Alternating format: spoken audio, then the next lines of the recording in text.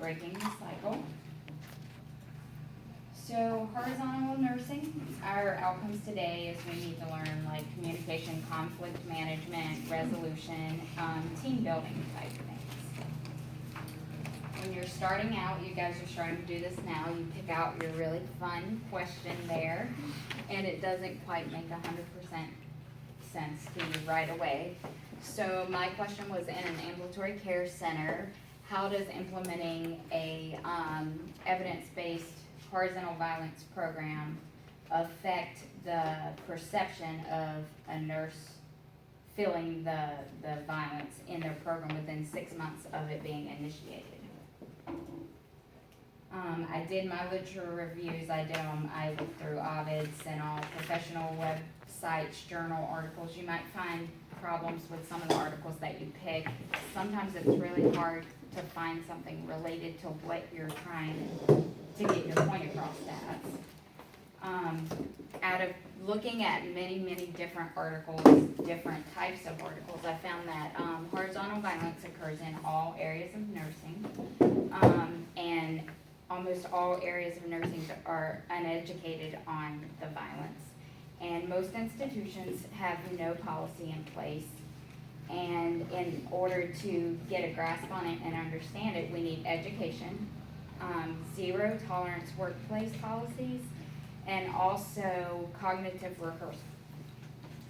So we'll start here. What is horizontal violence?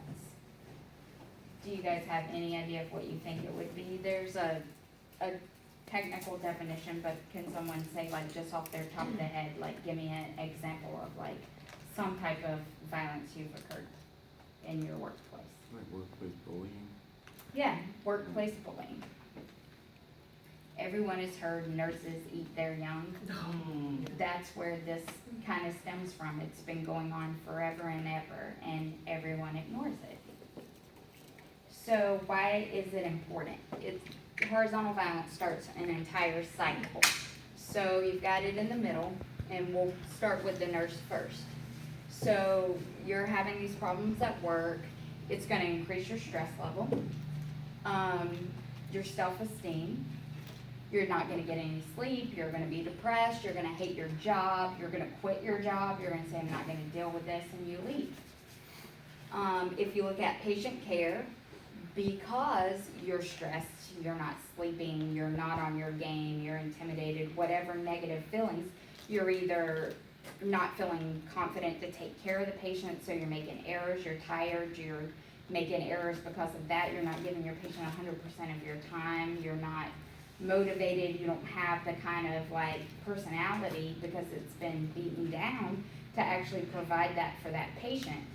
So patient outcome is affected because if you give the wrong medication or they don't feel appropriately cared for, that sort of thing, you're affecting patient outcare.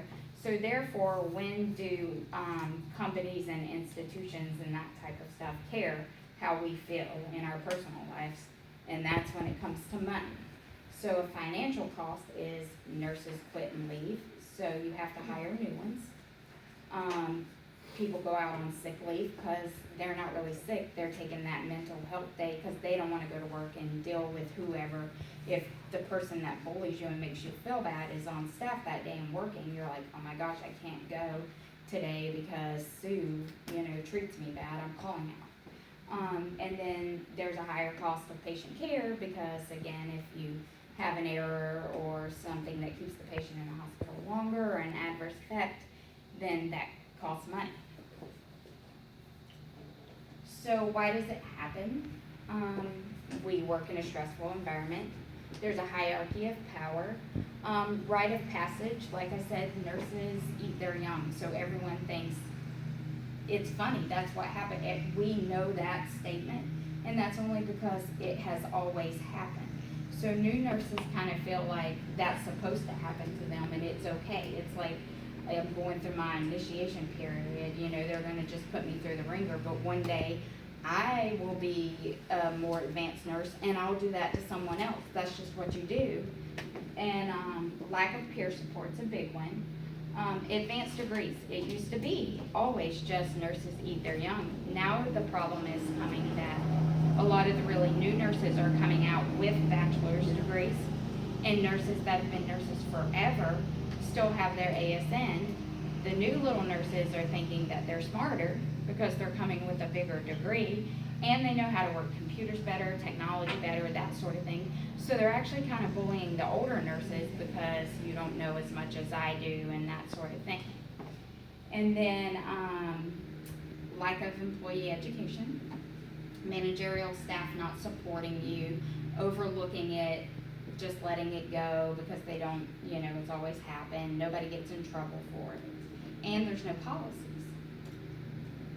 So what are some ideas about it? You could have nonverbal things like people roll their eyes, make a face, like say a little nurse comes up and you've asked, the manager's like, did you do so-and-so, or you did a really good job at doing this, and then you have the one nurse that's like, you did a really good job at doing this, or they can make snide remarks about you, don't help you when you need it, just kind of let you sink, and just say, she's so great, let's see what she can do with this, and you sink. They sabotage you to, put you in a situation that there's no way that you're gonna get out of it or fix it or do whatever and just let it go. Backstabbing, they don't respect your privacy.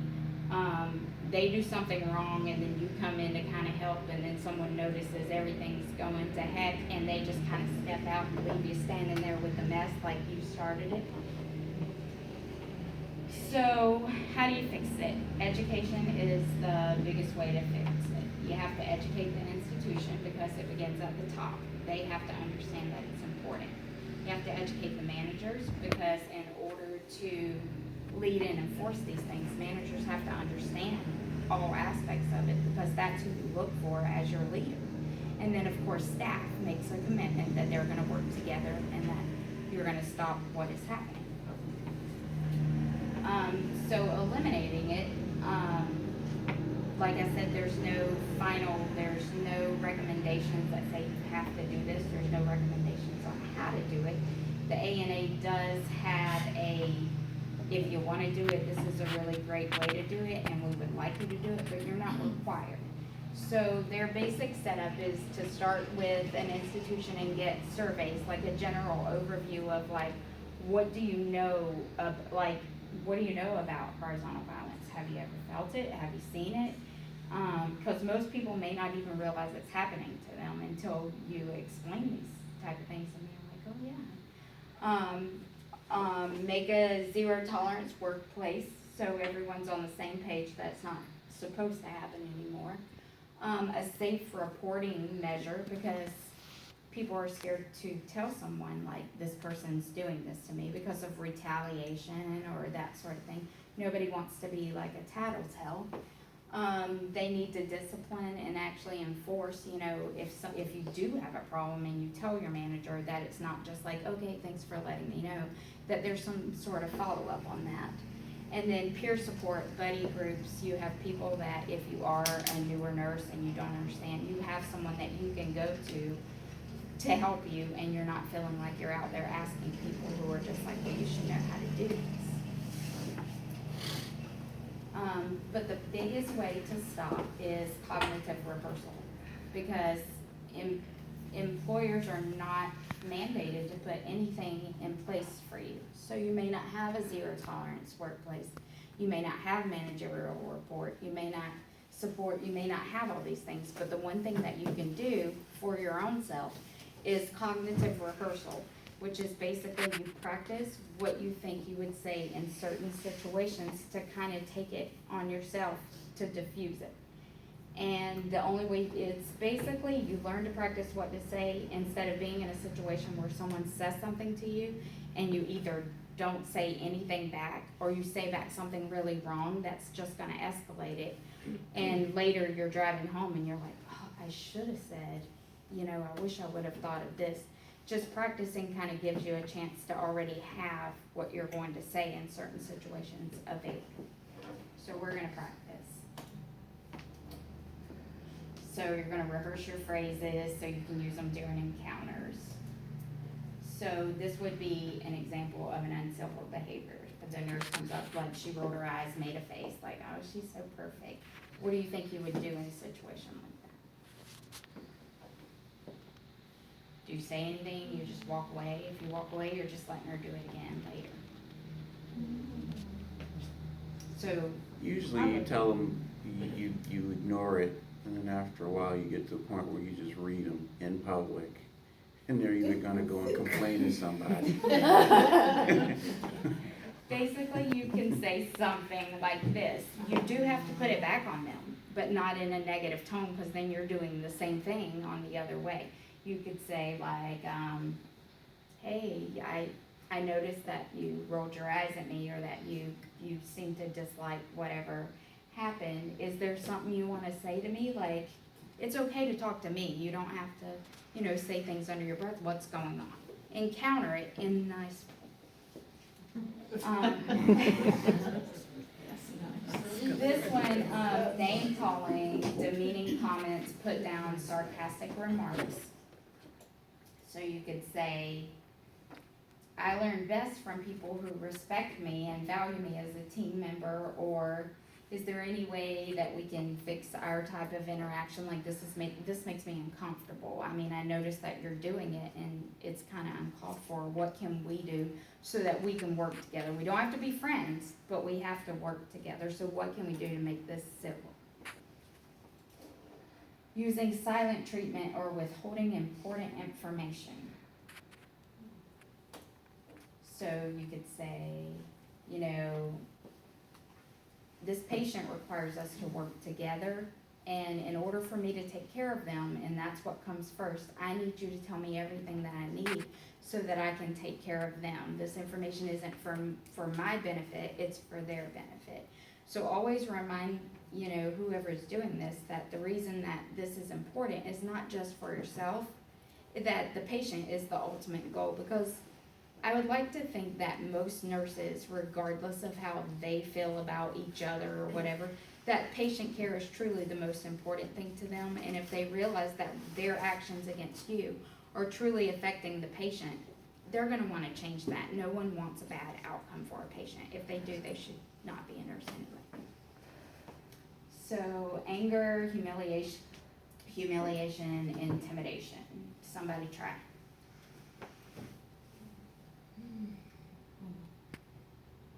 That's not Okay. So you just say like, I need to seek a respectful, answer from you. What was your intent on making fun of me, or what did you gain from that? Just question them. You don't have to be rude, but you need to let them know, because sometimes people who are being the bully don't quite realize that they're being that way. Sometimes it does not occur to them. So like if you're sitting in this room and you think you've never seen bullying occur, or you've never been the person that was being bullied, chances are you've probably been the bully.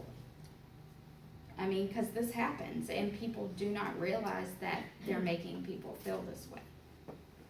So basically, would you do it one-on-one, or would you correct the situation as it occurs in a group? I think it would depend on the situation. Like, you can read certain things, like if it's, I think correcting it at the time, if possible, is great. But if you're, working a code or doing something, or you're working on a patient together and they say something snide to you, you can't very well just say, let's talk about this right now, we're gonna work this out. What exactly is there's a time and a place for it. But I think if it's possible, like say you're at the desk or something and someone says like, yep, always the perfect nurse, the golden child. There's an opportunity to say, really, why do you think that? What makes you think that? Like, confront that and find out and get to the root in a nice way. But, it depends on the situation and what's going on. You have to kind of weigh that out on when it's, and a lot of times, of course, you don't want like a group watching everything. Like, they said that, and then everybody's like, well, what are they gonna say? Well, how are they gonna say? Now, what's she gonna say? Like, this is getting good. Everybody puts down their drink and everything they're doing to watch the show, and that's not good either, because you're gonna, that causes more problems.